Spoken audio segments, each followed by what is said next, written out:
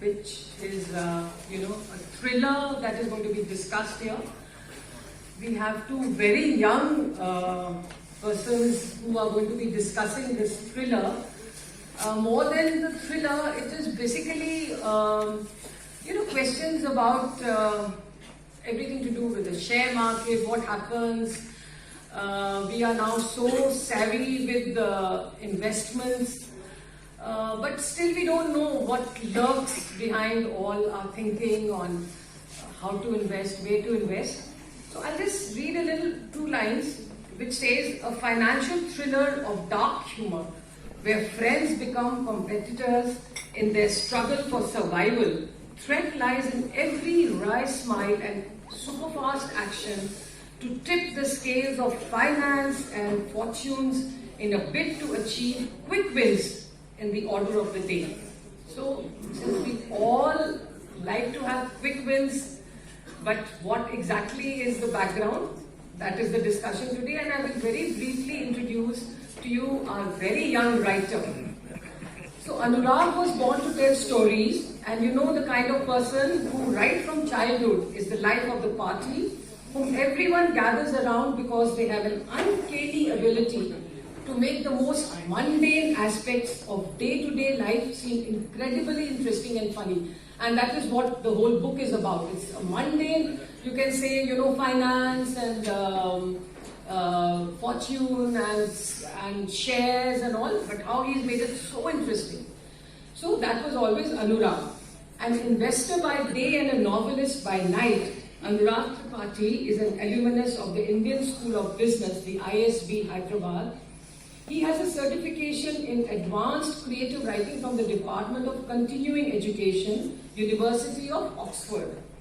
He is a keen observer of people. He is a master raconteur who draws on the vast reservoir of life experiences, and only at 35, I think maybe younger than my son, at 35 he decided to give up his cushy job at a boutique investment bank and take the plunge into the world of writing. What has emerged is a deadly cocktail of fact and fiction, narrated in his unique style, taking you on an entertaining journey. So his debut novel was actually Kalyug, which is again on the art market in India, wow, and which was nominated for the Raymond Crossword Book Awards. And his second novel, Dalal Street, you see it is not just Dalal Street, but Dalal Street, which is a fictionalized, no-holds-barred account of what goes on behind the scenes in the financial advisory business in India. A member of the Singapore Writers Group, Anurag now lives in the Lion City along with his wife Soumya. Soumya is here. Both are keen scuba divers. They are scuba divers who like traveling and exploring the world's lesser known. So, very interesting person and a very interesting book. And again, very, very briefly, I will tell you about Preeti, because Preeti is going to be in conversation with Anurag and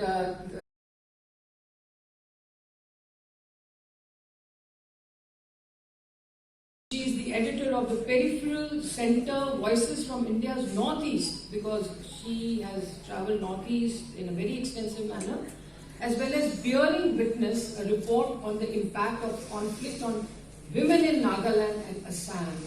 Her writings have appeared in numerous journals and anthologies. She is co-editor along with Samrat Chaudhary of Insider Outsider and Belonging and Unbelonging in Northeast India.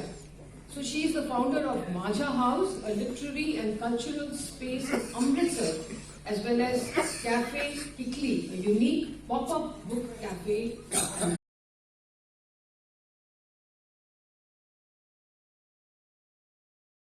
About Dalal Street, and also what made you pick this subject for writing. Okay. So, thank you everyone for being here. Dalal Street is got basically 3 stories. It's about relationship between a father and son, the conflict between them. You can call it generation gap. It's about 4 friends who join a broking organization and how the competitive environment within the organization impacts their friendship. And it's about an entrepreneur who's trying to hold on to his company. He has bankers who are seeking their capital back, but he doesn't have the money. And in order to hold back to his company, he uses the services of what we call a market operator to basically operate his stock so that he's able to raise money by operating the share and being able to use the money so raised to pay back the bankers. As a part of my career in the financial services industry, I had the opportunity to work with a retail broking house in India.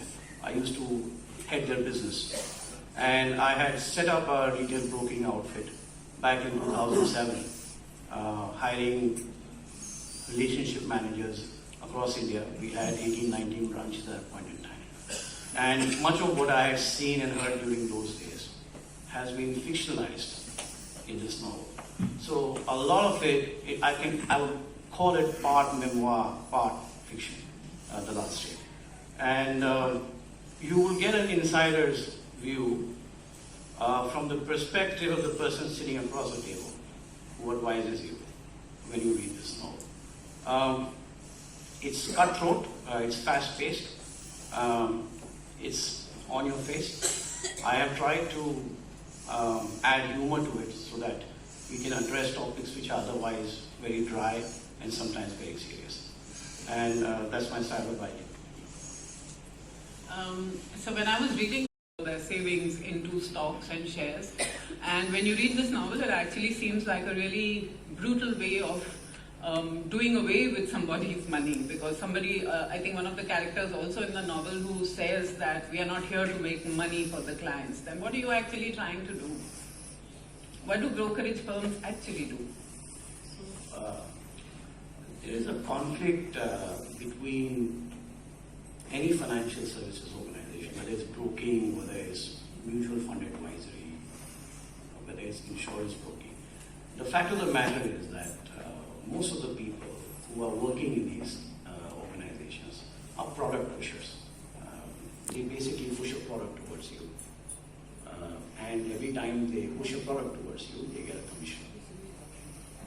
The fact that they earn income, which is commission income, it comes to them irrespective of the fact whether or not they make money for you, because it's basically on sale of a product.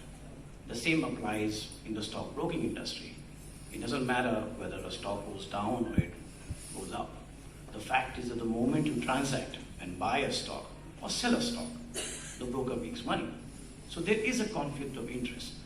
The objective is not to lose money when a stockbroker suggests you a particular company or a tip, but the objective is to make you trade. Now, after that, it's your good fortune whether you make money on a particular stock or whether you lose money. I would say that the interests are not strictly aligned between the advisor and the person who's been advised. And this runs across the entire financial services domain, from stockbroking to mutual fund advisory to insurance advisory and so on. Situation. So, greed is something which is very central to all of us. I mean, I have my own relationship manager who's advised me for many years, and he's still there. And it's not that he's made me a lot of money. Frankly, he hasn't lost me a lot of money either. But every time I look at the portfolio and I see that my returns are not as good as they seem when I get into a particular trade or when I get into a particular activity in terms of buying a mutual fund, every time I feel I am going to buy it, when he meets me the next time. And then he comes to me the next time with a portfolio statement, and then he sells me one story. And the fact is that I end up giving you more money to invest.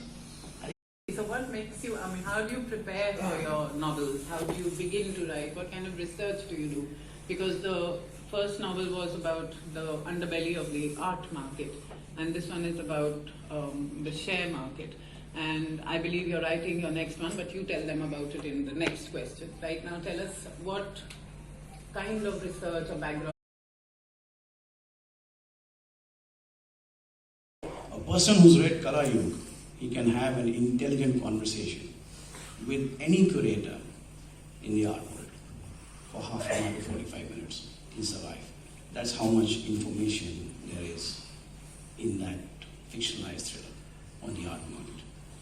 Dalal Street was much easier because I have actually experienced this firsthand. It's based on my life in terms of having worked in the stock markets and having seen up close the gaps in the financial advisory business in India. So frankly, I did not have to do any secondary research. It was based on my own experience, which I tried to bring across. The characters in this novel do not assemble any single person, so I did do a little bit of cherry picking in terms of the best and the worst from people and combine that to make characters who were interesting, so that people were just about how this industry works, how the advisory business works, what's going on in the mind of the advisor when he's advising you, what are the things that influence the advice that you get. It's all been answered here. And basically, one very important aspect, we are all retail investors who are sitting here in the club today. The fact of the matter is that, unfortunately, we get the most expensive advice.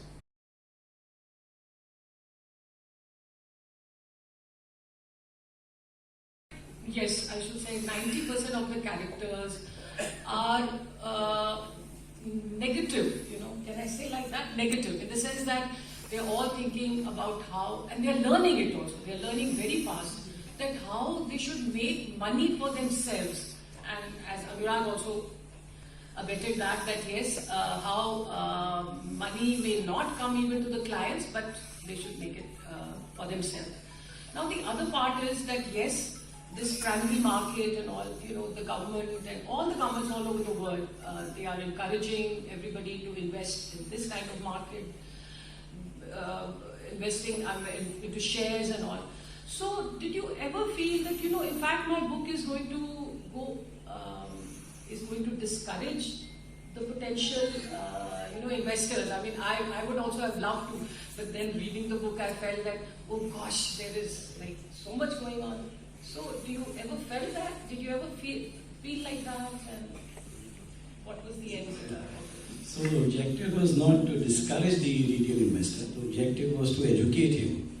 The amount of time that we spend in dealing with our advisors is very limited. I have seen it in my own family. I mean, you go to the market to buy a pair of jeans, you would probably do more homework before you buy it than when you hand out a 10 lakh rupee check to your advisor.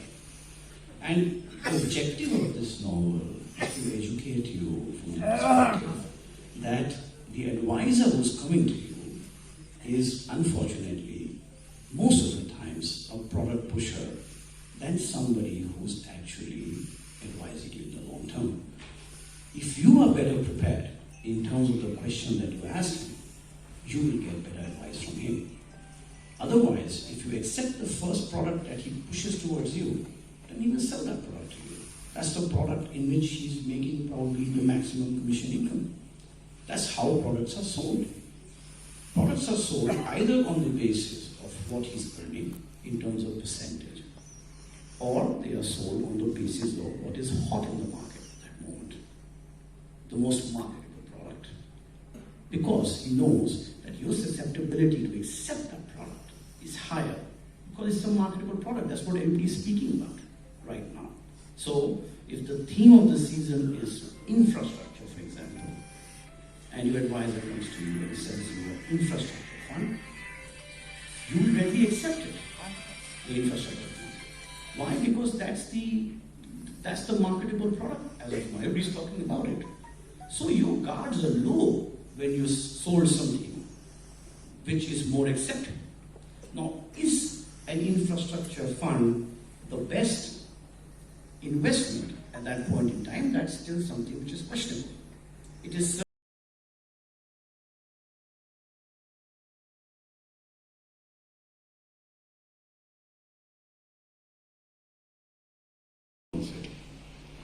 And during the course of their life, they learn how to deal with customers and how to advise customers.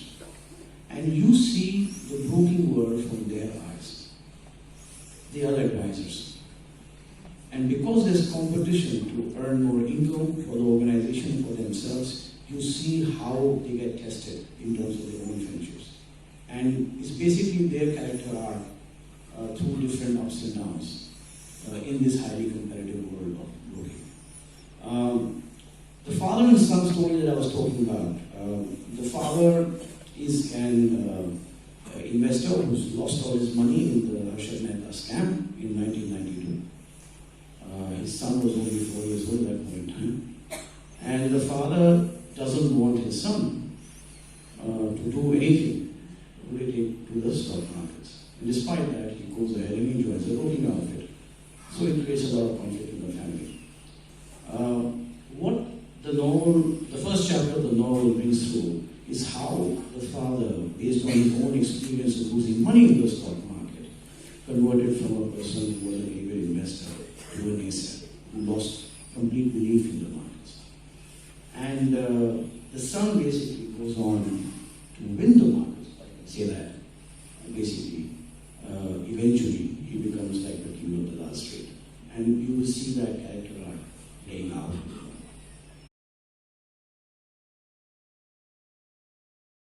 Constantly wanting to retire at 35. So, what is this great desire to retire at 35? And how is it that you gave up your job, your profession, and decided to follow your heart and your passion? And what did that bring? I mean, also in terms of the equation with you and your wife. Sorry. So this whole desire to retire at 35, I think retirement is about two aspects. The first is you need to be financially independent to retire. You need to have enough that you can pay off for the rest of your life. The second aspect about retirement is more to do with the mind, that you should be mentally prepared to retire.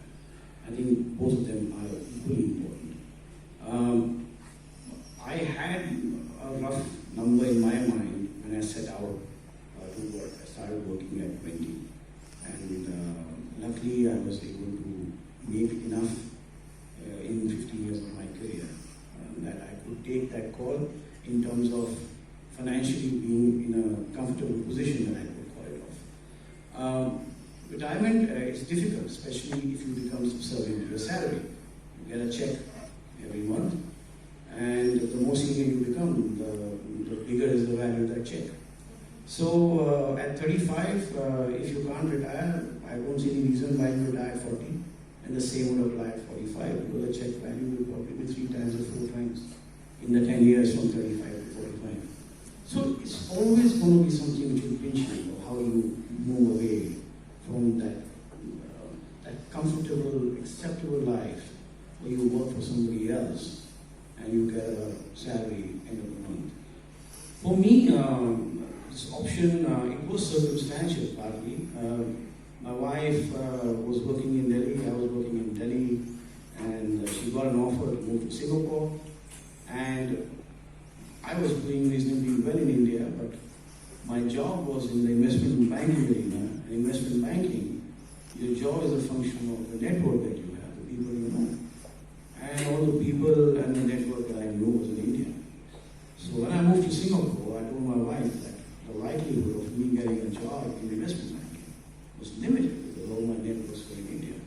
Unless they did a kind of coverage banking from Singapore for India, which frankly, they don't do for investment banking, they do for private banking. Private banking coverage, which is basically managing money for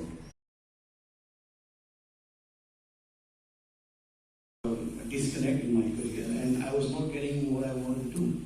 So I decided that, okay, I'm going to take a sabbatical, and I'm going to try my hands at writing a novel. And I remember everyone in my family thought it's a fad which would go away in 2-3 months. And I started writing, and then suddenly after a year and a half, I had the first draft. And then we were looking for a publisher, publisher, and after another 6-8 months we had a publisher. And from being something which I thought I'd do and I wasn't fully sure about it, suddenly we had a product which could be sold. And that's how Dalal came about. As for the relationship with my wife, it was an interesting call because when we decided to move to Singapore, I told her that if I'm going to step forward, step backwards in terms of giving up my career and pursuing a passion, then she's going to become maybe better on the house. I was comfortable with it. I don't have any ego from that perspective that she should step into those shoes. But what I told her was she needs to understand the responsibilities which came with that, which meant that she can't hang her boots just one evening and say, I don't want to work anymore. Because it doesn't work that way. Writing as a career is very long-term oriented, long-term invested. And to become a writer and be able to earn enough to pay your bills, it takes 10 to 15 years. The stories that we hear in the market about Chetan Bhagat, and there are Chetan Bhagats, I'm not saying they aren't, but they are probably 1 in 1,000 of published writers. Nobody talks about the remaining 999.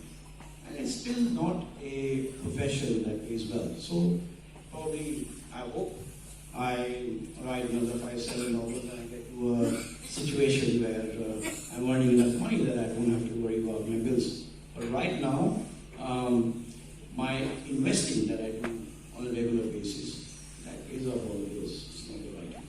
Writing is more passionate pursuit. So one can imagine, because you are an expert in investments, so one could imagine that, actually one thing, is there any formula with which we can juxtapose, risk and return in the most commonsensical manner, or, in a very, very, in the best possible manner? Is there a formula which will give us this balance between risk and return when we invest in the market? So,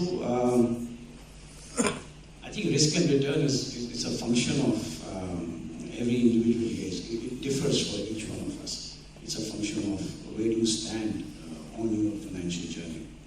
It's a function of your age. It's a function of how much you have in the bank. So the answer will vary. But broadly speaking, I have found that the process works. The process is more important than actually you identifying specific stocks or shares. Most of the people I meet, they always ask me for tips. And let me tell you, tips don't work. Saving increases, you keep increasing the amount that you invest. Now, before you can do that, you must always have something which is a fail-safe surplus, which I call it. For me, it is 6 months of my expenses. You put that much money aside, so that if something doesn't work, you have something to fall back on.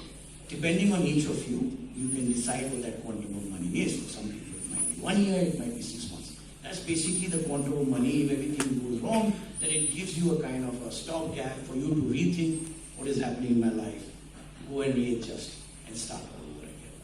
But broadly, the advice is buy any diversified mutual fund, buy an ETF which tracks the index, and keep buying it consistently without looking at the levels. If India continues to grow, and it will, then the ETF will always overperform whatever our growth rate is. And the power of compounding is so strong that it will work in your favor. I mean, you don't need anything else. You just need the basic power of compounding to work for you. Something that grows at 25% in 10 years becomes 10 times. And in 20 years, it becomes 100 times. That's the power of compounding. You just imagine, if you put 1,000 rupees, it can become 100,000 rupees in 20 years if it grows at 25%. The question here is that you invest for 25 years, or 20 years, or 50 years. Unfortunately, we as retail investors enter the market every time there's euphoria, because everybody's talking about it. PMS services. portfolio management service.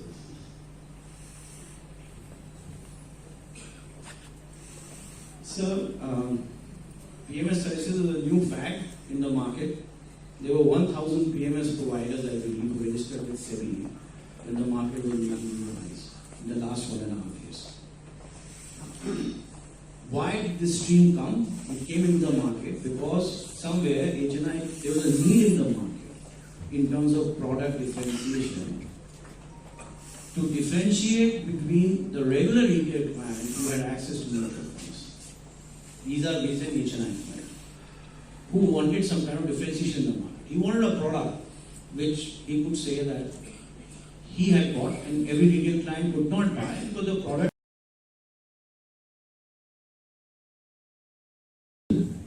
What is your opinion about mutual fund investment through bankers? Nowadays, a lot of banks they offer mutual fund investment.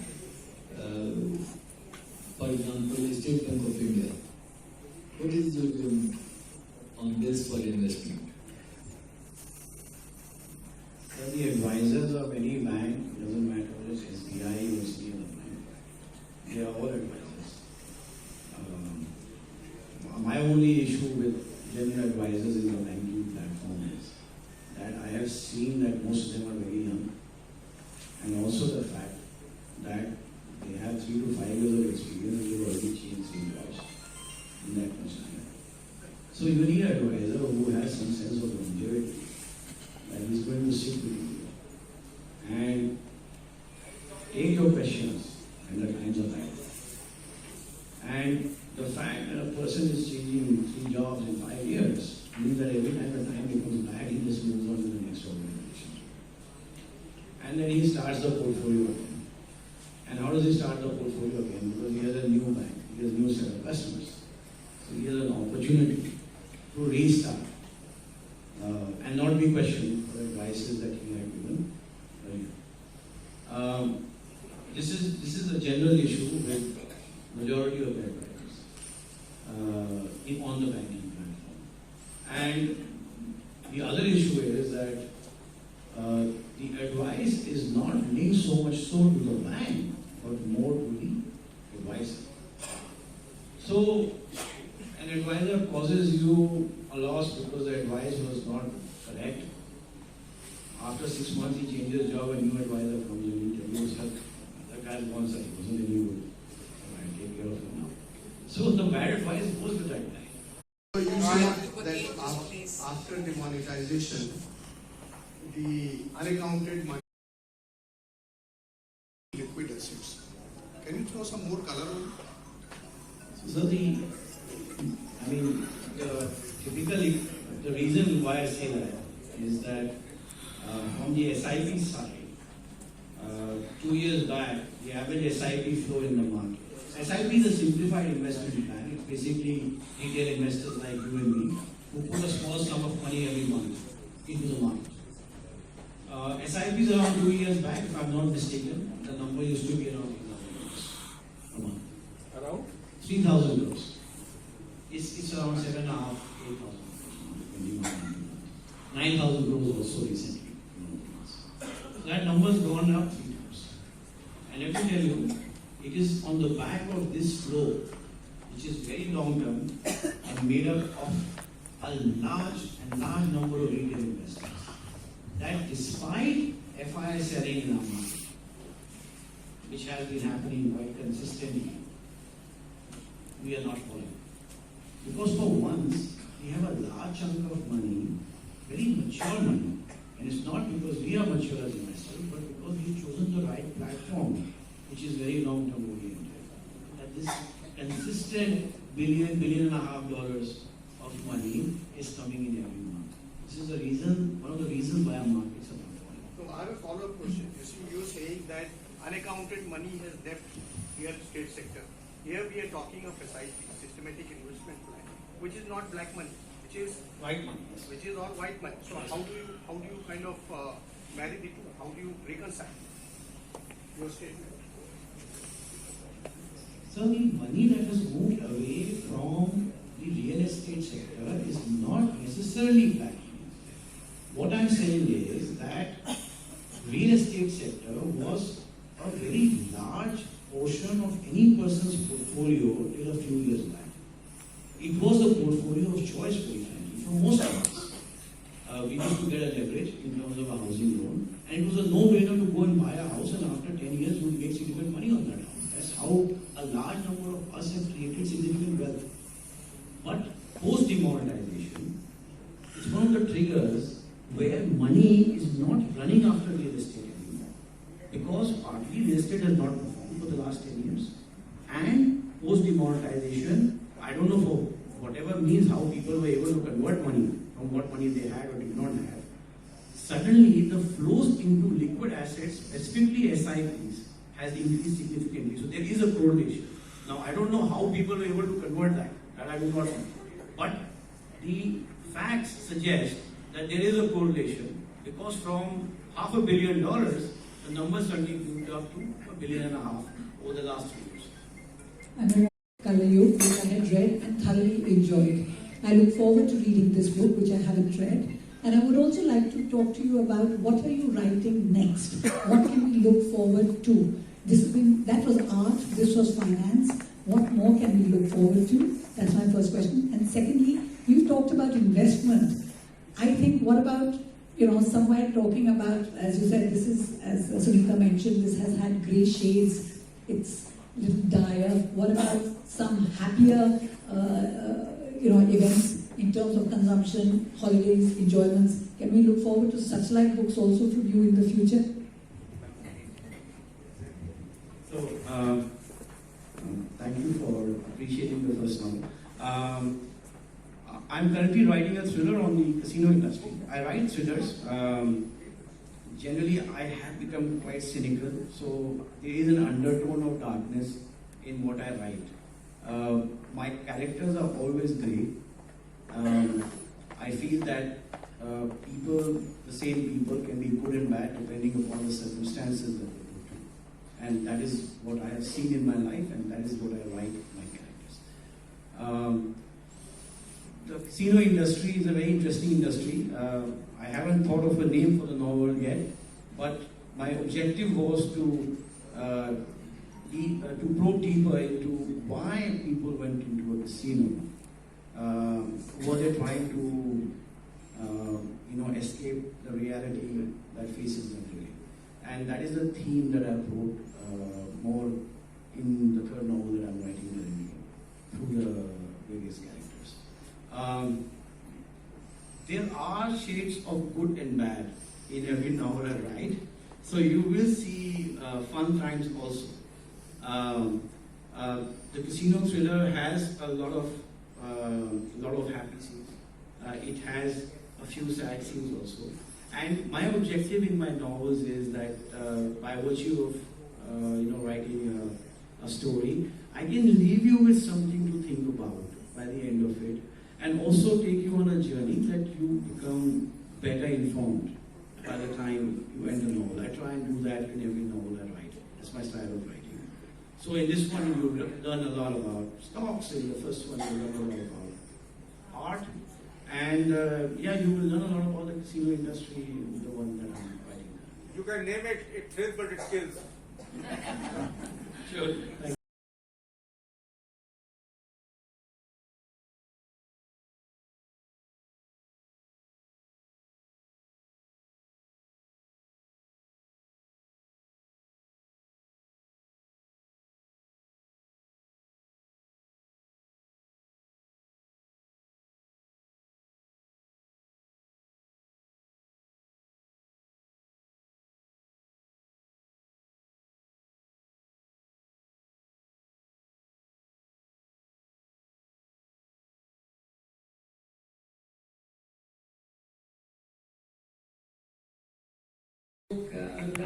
On the casino, because I've never ever gone to a casino ever.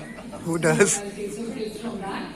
But as they say that the child is the father of man, a child is the father of woman also. I mean, I realized that after listening to him today, that how much one could get so much of knowledge, so much of information from such youngsters. And at 35, if a youngster can think of retiring and all, I tell you, what are we doing? The plus 60s, we're still at it. So thank you very much, and on behalf of the Library Society, Library Committee, and on behalf of the club, the Gymkhana Club, really thank you both, Preeti and Anurag, for coming here, educating us, and also giving us so many insights into a very thrilling book. And I must also say thanks to the proud parents. We are all very proud of you, of course, and thanks definitely to the proud parents. And with this, I will ask Mr. Dalal, who is a member of the committee, general committee, to please come and give them, present both Anurag and Preeti with a token of our appreciation. And then I would also like our past president, Mr. Prakash Chandra, also to please come to the stage. Past president, please.